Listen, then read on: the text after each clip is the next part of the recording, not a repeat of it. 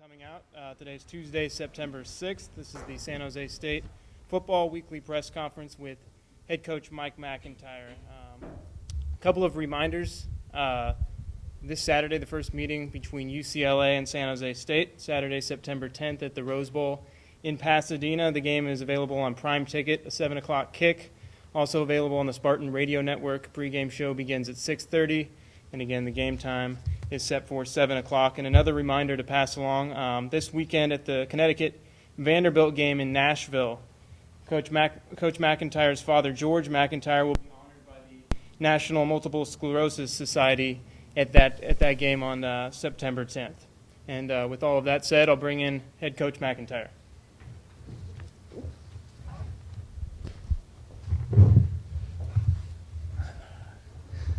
Good afternoon.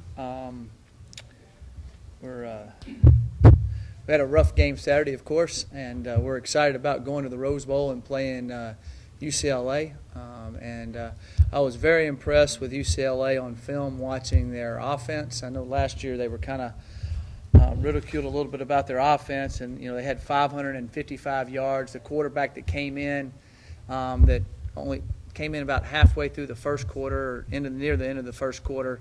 He had 364 yards of total offense, a rushing touchdown, and 2 passing touchdowns. So I think he played really well, and they looked good to me offensively. Defensively, they were playing hard. I think maybe the heat got after them a little bit down there in Houston, and Houston has a heck of a quarterback in Kellum, who's on everybody's Heisman watch list, and he had a really, really good game. It's going to be a very tough battle for us down in the Rose Bowl.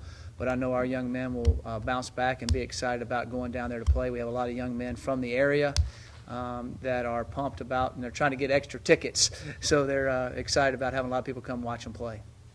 I'll take any questions at this time. Mike, when you start off with a game like Saturday that goes wrong for you in almost every way, when you come back on Sunday, what do you start with, and how do you not get overwhelmed with the checklist of things you want to do? Well, you go back to the basics, and you point out to the young men, we basically gave them, we gave them 24 points in the first half. Basically just gave it to them. So you just kind of handled it. It's kind of like a baseball pitcher going out, and if he walks 12 guys, they basically have no chance of winning. That's kind of what we did to ourselves. So we showed the young men the correctable mistakes that we made and things that we can definitely correct and they can definitely correct. And so those are the issues that we show them, and then we go from there and then show them all the positives too and how we're getting better in those areas. So that's what you do. You don't get overwhelmed by every mistake. You show them how to correct it and go on and then extenuate on the positives. But besides the mistakes, the giveaways, the fumbles, are there certain things you'll emphasize this week? For instance, the running game where you got almost nothing. We're definitely going to keep emphasizing the running game. In the running game issue, some of it wasn't mistakes, and some of it we just got whipped. And, they were excellent in the run. I think they were number 6 in the nation against the run last year. And they had most of the guys back except for the nose tackle, but they moved a young man that had played for them to nose tackle, and he did a good job. But we need to run the ball better, and we will run the ball better this week. We worked on a few things schematically. But I think one thing that'll help us is, they don't have the strong defensive ends and linebackers that are, have played really well against the run. Like you said, a lot of people are from down there. Yes. What are some potential positives and negatives towards having players play in front of a lot of friends and family? Well, I hope there's not any negatives. I hope it just is pure motivation for them to play well and exciting to do it. We travel as a group, and we travel on the bus, and we go to the hotel, and we have curfew and all that. So I don't think there'll be any distractions as far as that goes. But I think just them playing there at home and having a lot of people from that area come to the game and be excited for them. A lot of those kids grew up down there. We asked our kids to raise their hands how many have played in the Rose Bowl before. Nobody on our team's ever played in the Rose Bowl. They've always dreamed of it. They've always wanted to see it. So it'll be a lot of fun when they run out there and play. Chandler Jones had 3 receptions, kind of a par what he was doing last year, but he was targeted a lot more. What do you think of his performance, and what do you expect out of him for the rest of the year as a starter? Chandler make plays, and early on he dropped a pass that he usually catches, and he'll catch them, and he made some other plays, and he did well on our special teams running down there and making tackles. Chandler's a spark plug for us and a very good football player, and he'll keep making plays for us.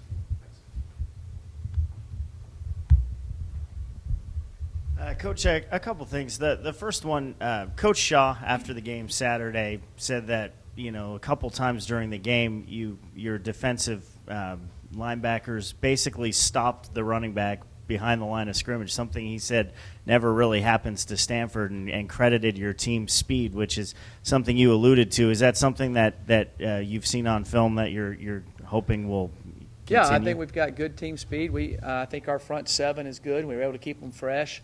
And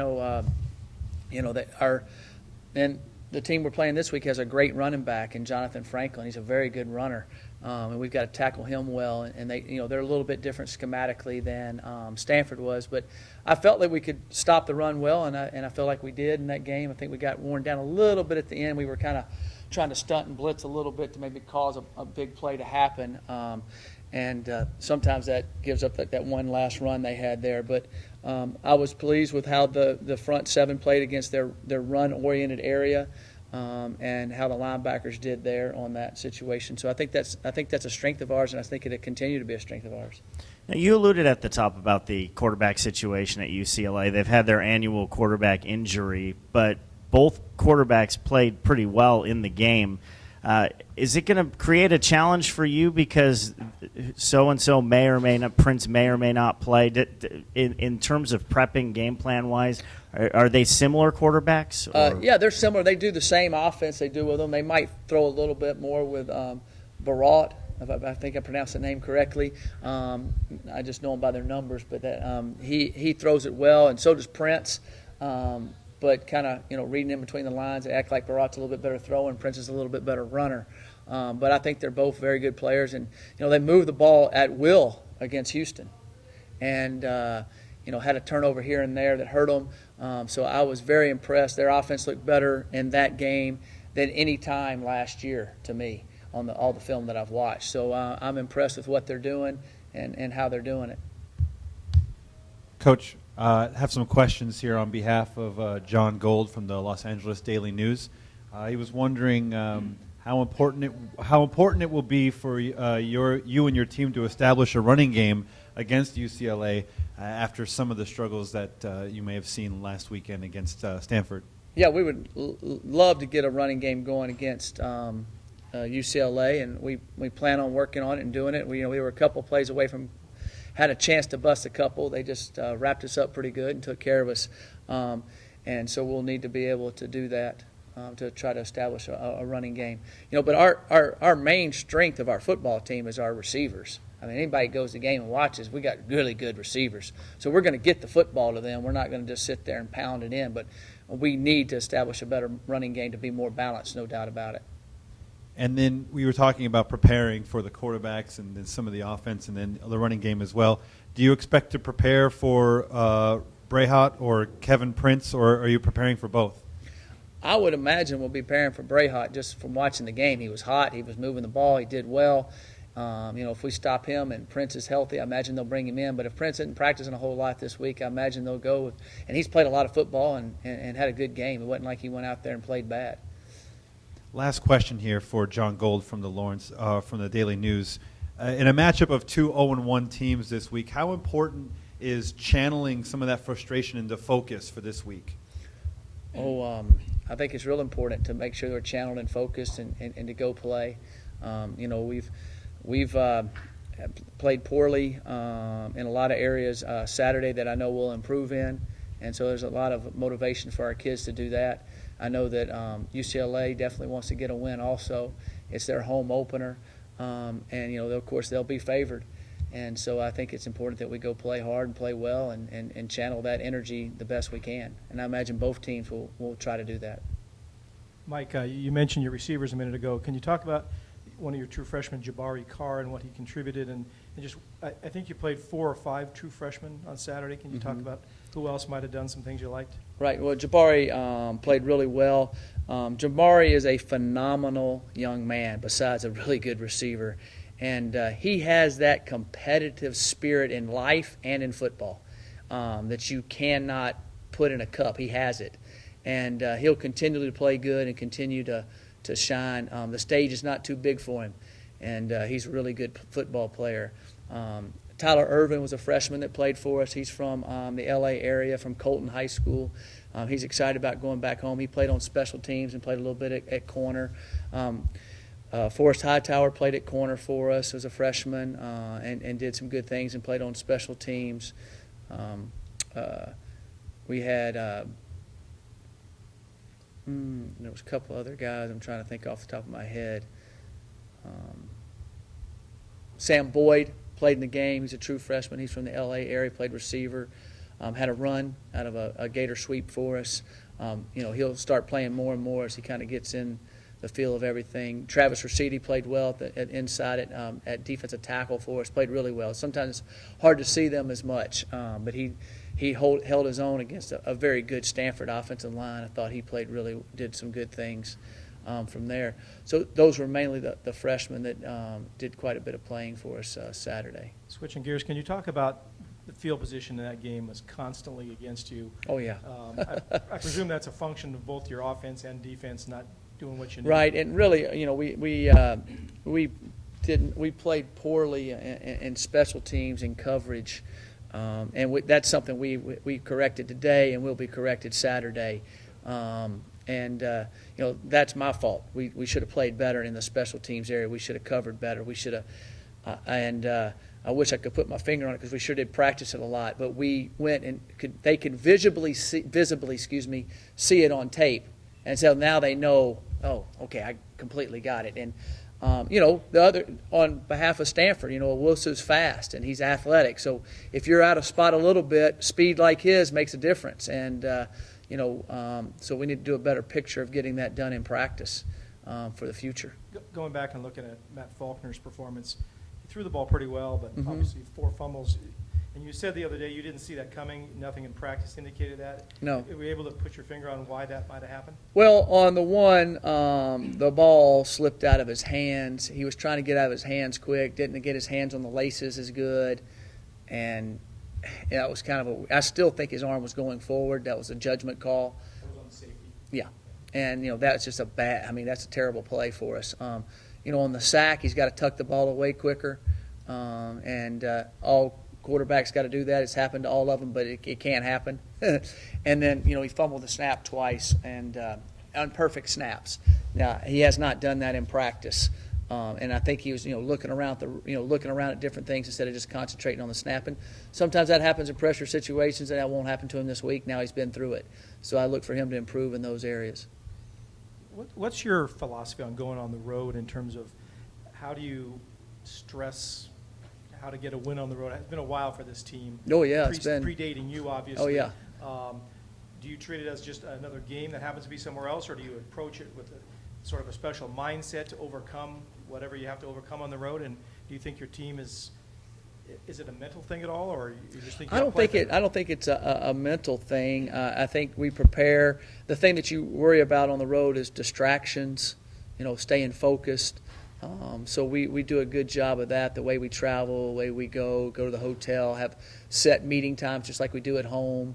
Try to keep it very same routine as we do at home, and so that's the way we handle that. We still practice here in the afternoons, and then get on the plane or the bus or whatever and go to the hotel, and that's how we work it. So try to keep it the same routine.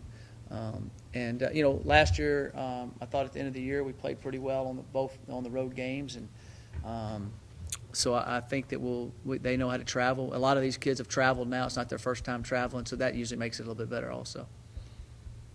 Last Saturday was almost not even a road game. No, that was a home game. Yeah. And but for your freshmen, this will be the first time. Yeah, first time getting on an airplane. The team and being in the hotel. And, right. So you don't see some sort of common thread of the problems that the program has had on the road? Is just. No, I don't. I don't see any difference. We just need to play better when we get out in between the lines, and that's the key. Could you talk just a little bit about linebackers? You mentioned earlier that they played pretty well, particularly Keith Smith. It seems like numerically he's picked up where he left. Yeah, Keith played well in the game, did a good job tackling. Vince Buwager played well. Derek Mwava made some good plays in the game. Pompey made some good plays. I thought they played well. They were physical. They're bigger and stronger. And, when they were tackling those running backs, they were knocking them back. And hadn't seen that happen much to Stanford in the games I watched on film. And they had some pretty gaping holes in most of the games we watched. That didn't happen Saturday. And so I feel like our kids were in tune to what to do. They were ready to match the physicalness of the football game, especially on defense. And I think that was a big factor in them being able to do okay against the run. Is Keith a different player than last year, or how did he come back different this year? He's about 10 pounds heavier, stronger, so I think that gives him more of a punch. But I think he's the same player. He just has more experience and seen it more, and is more settled in on the field, so to speak.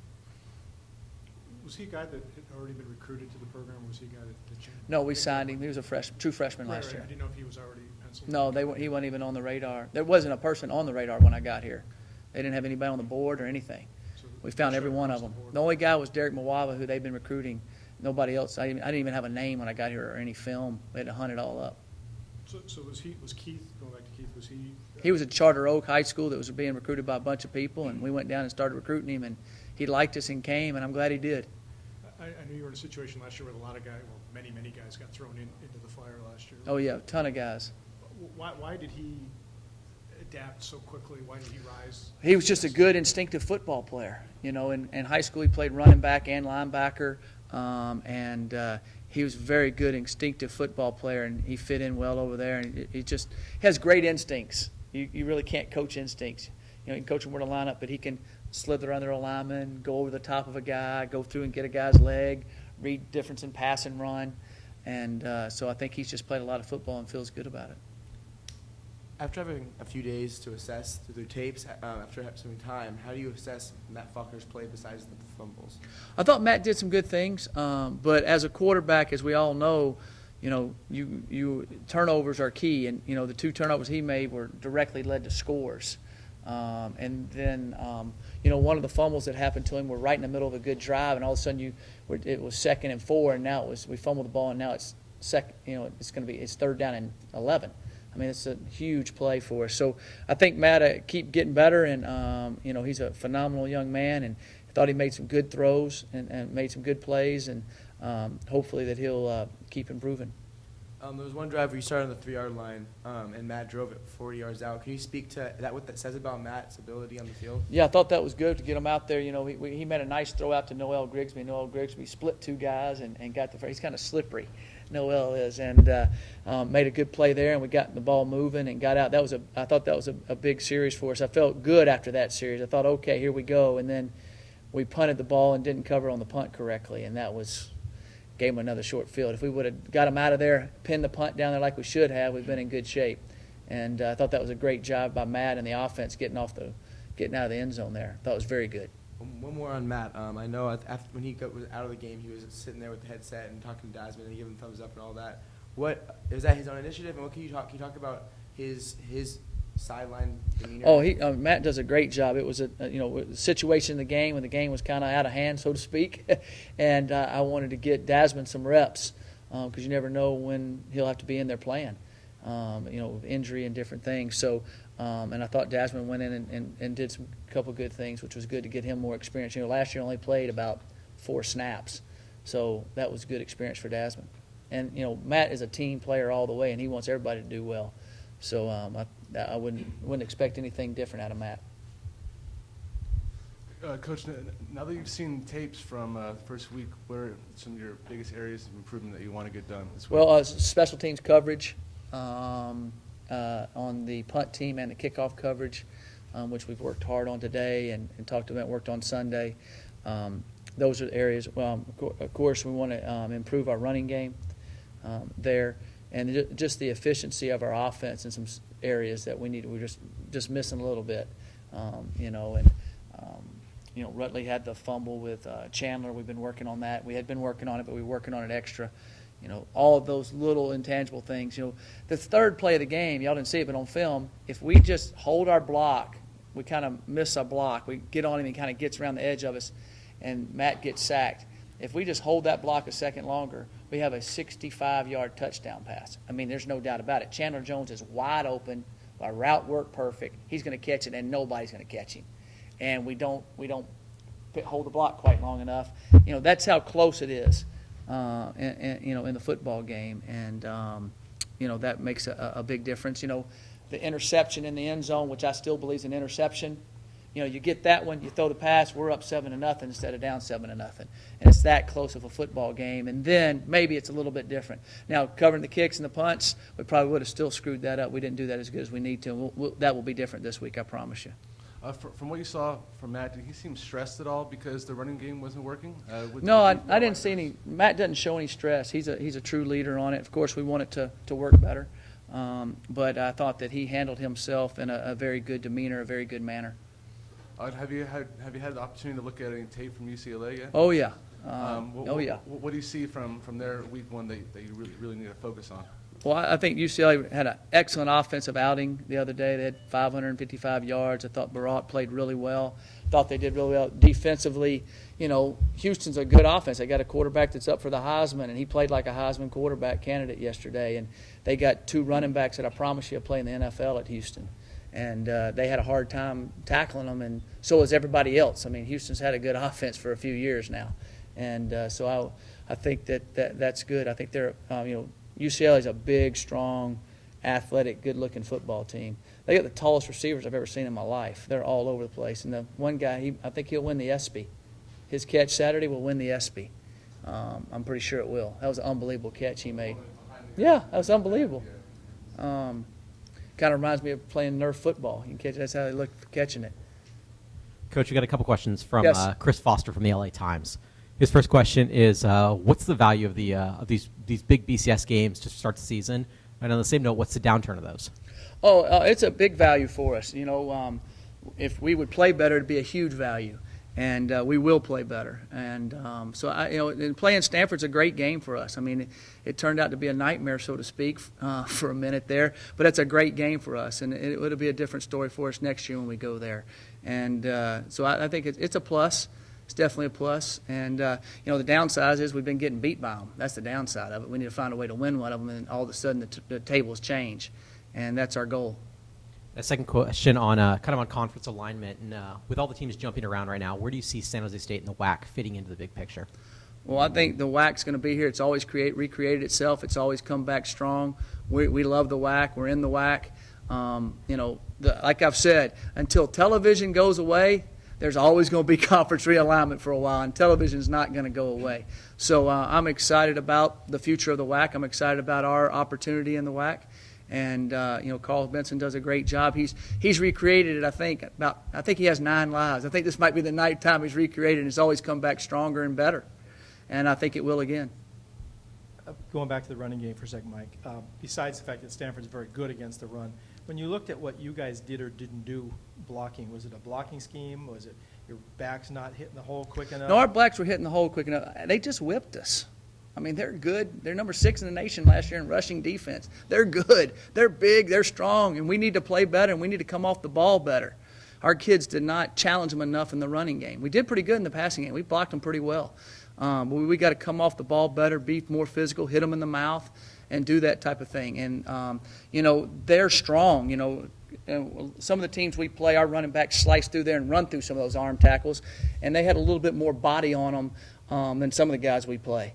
And but we've got to be more stronger at the attack, at the run. Is UCLA physically comparable to Stanford? Yeah, they're physically comparable to Stanford, but Scove and those guys are really strong and powerful. Those big defense, number 44, a heck of an outside linebacker for them, big and strong.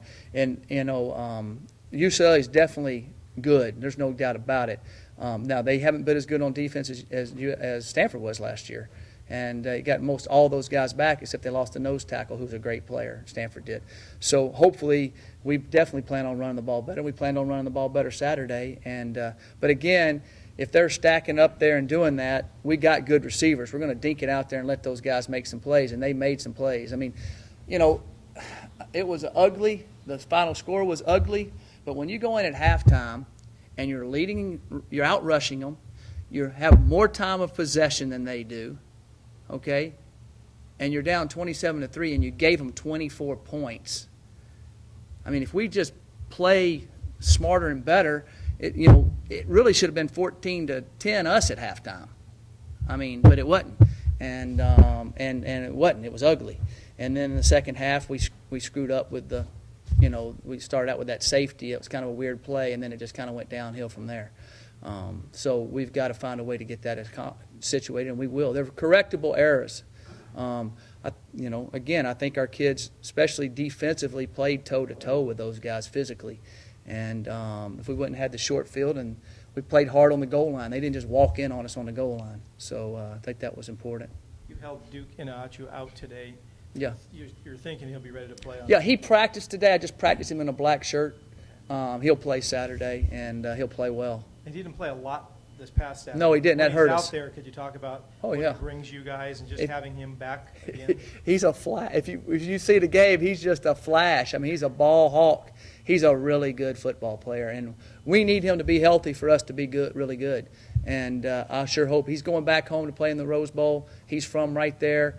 I imagine he'll be jacked up, and I would be really surprised if he doesn't have a phenomenal game.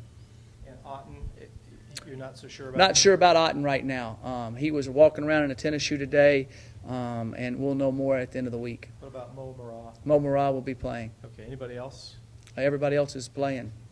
So. All right.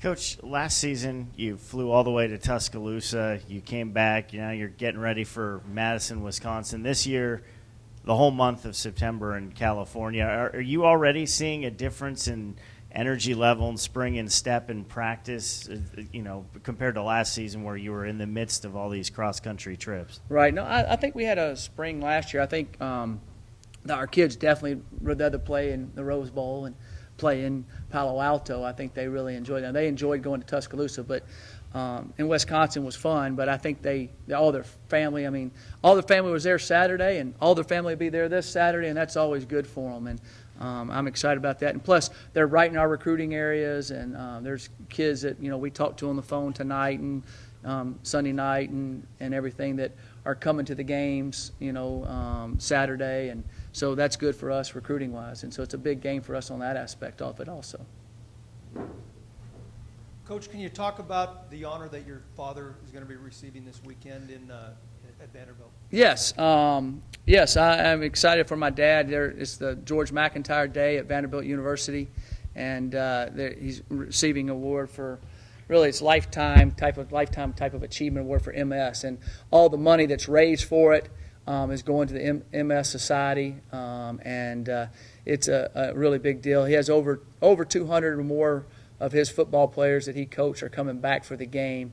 We've gotten a lot of phone calls, a lot of emails, and of people saying, and so I'm excited for him of doing that. It's a big honor, and he deserves every bit of it. And it's amazing. He can't hardly get out of the bed, and so every day he's working to get up and get in a wheelchair so he can go to a wheelchair into the game. And I sit there and I'm all depressed about our game, and then I talk to him, and the nurse is telling me, yeah, he's getting up out of it, he's getting in the wheelchair, he's going, and I'm sitting there, wait a minute, so I'm excited about that opportunity for my dad and for my mom, and all my family will be there. I'll be the only one not there. Well, my wife will be at my son's game. They play Fresno Bullard. That same time we kick off, they'll be kicking off at Fresno.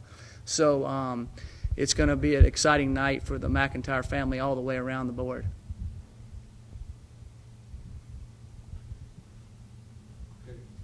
All right, thank you very much.